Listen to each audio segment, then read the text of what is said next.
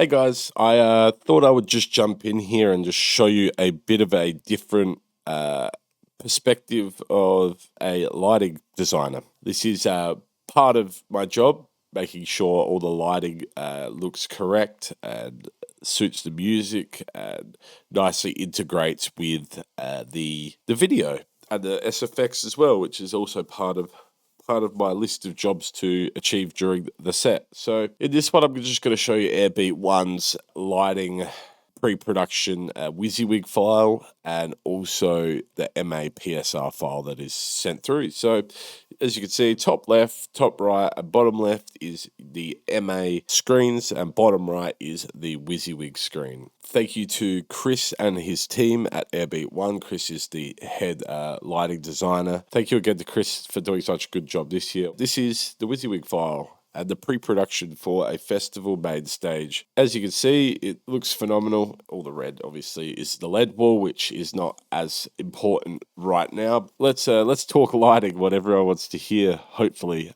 watching this video. Yeah, we'll start in the MA side. So let me give you a better view.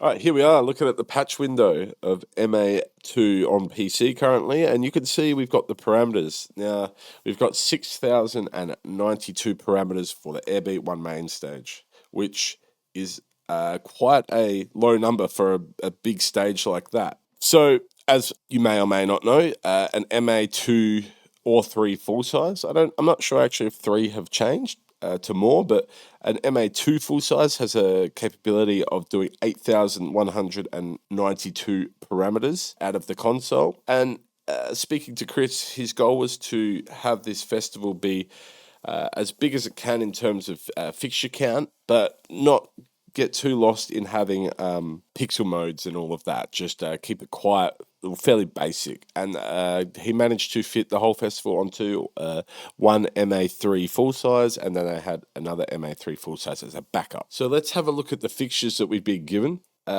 Starting from the top, we had the Ayrton Cobra. I might just bring this across so you can see a bit more details. So yes, we had the Ayrton Cobra. They were just in their standard mode, and there was, if we look here, 50 Ayrton Cobras.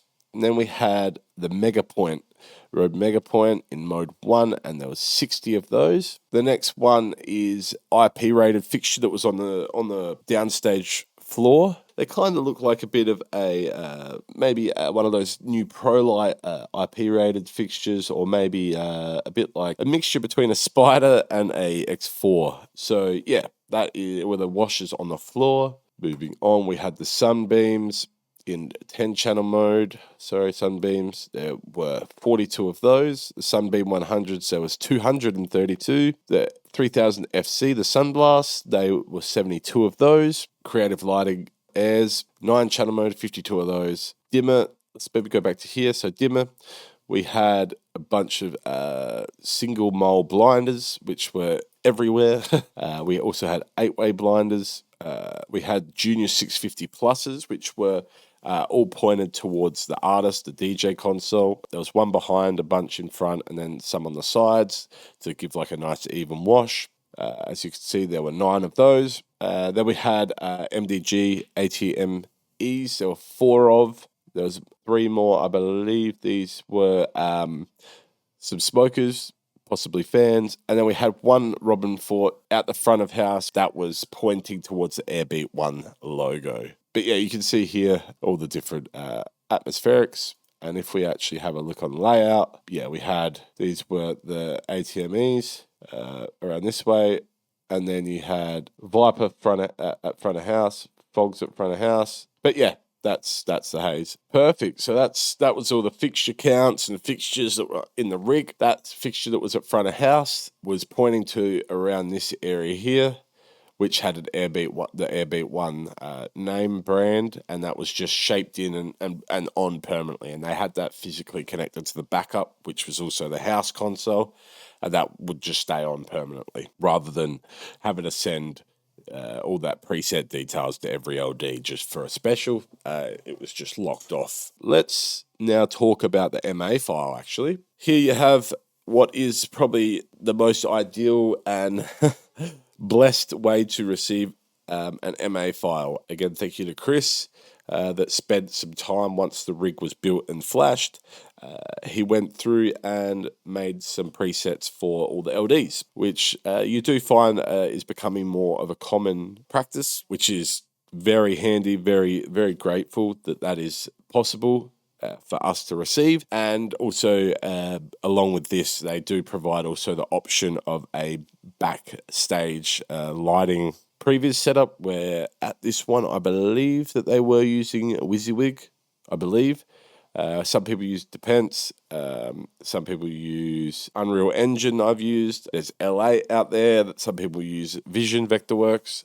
It's all dependent on the provider of the lighting. But yeah, there's always a console and backstage in Europe and America. They have a previous suite. So I was lucky enough to have that previous suite, and then also I had time on the stage, and this was the night before the show.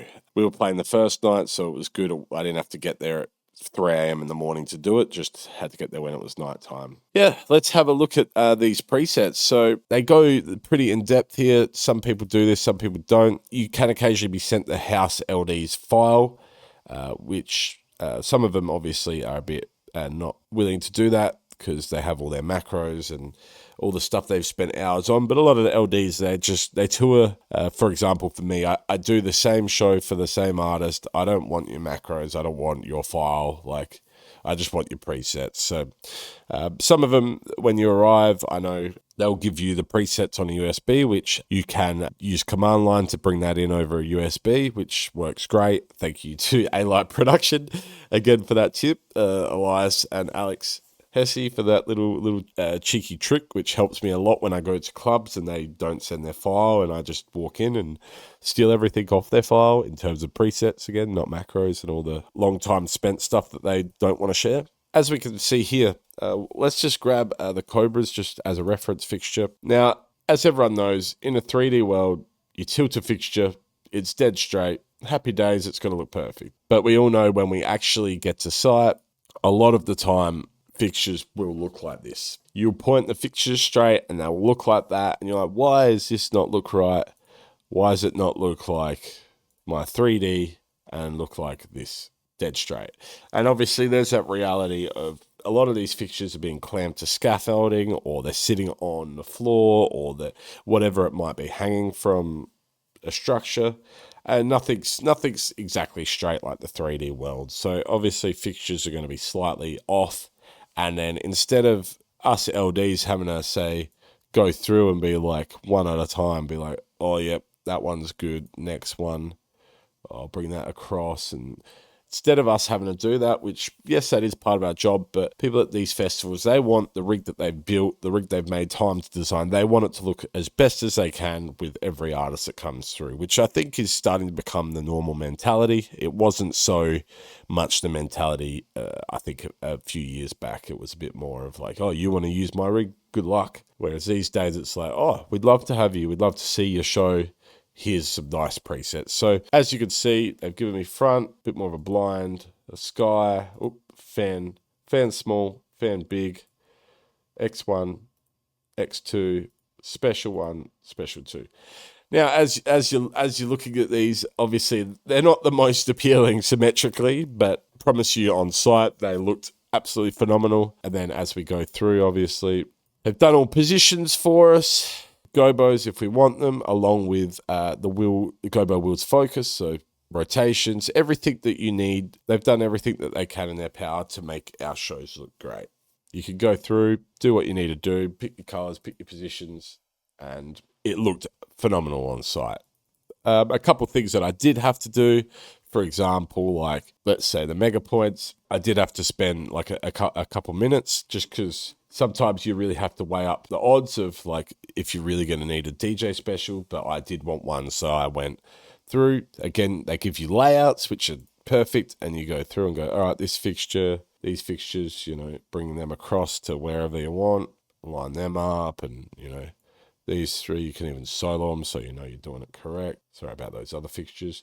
And you can go through and line them all up. But it saves so much time having this aspect and the layout aspect. They're doing everything to try and make your life as easy as possible. They want the best show for the festival, the best show for the artist. whatever they could do to make the show as solid as possible. I really enjoy AirBeat One. It is quite a stressful show when you have a team like I did behind me, which end of the day, yes, I am a part of an artist team, but end of the day, all these technicians at the shows are family, are friends. I saw a lot of the same lads at another festival, Open Beats in Germany, and just, being nice to people, friendly, on the same team, same goal, goes a long way.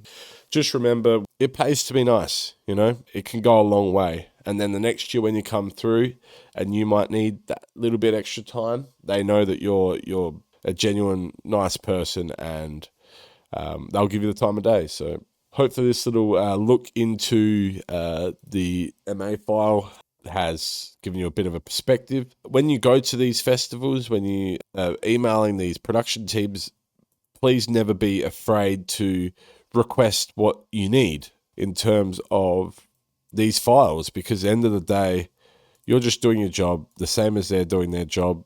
Request it, push for it, because you need it. They know you need it. If they're saying no to you, you have every right to get the agent involved, or the promoter involved, and say, hey, I need this. Why is this becoming an issue? Thank you again for watching this video. Bit of an insight into the world of lighting and pre-production for lighting. If you enjoyed this video, please leave a like or a comment on what else you would like to see in the next one, and hope you enjoy this next clip from the festival that we have been speaking about, AirBeat One.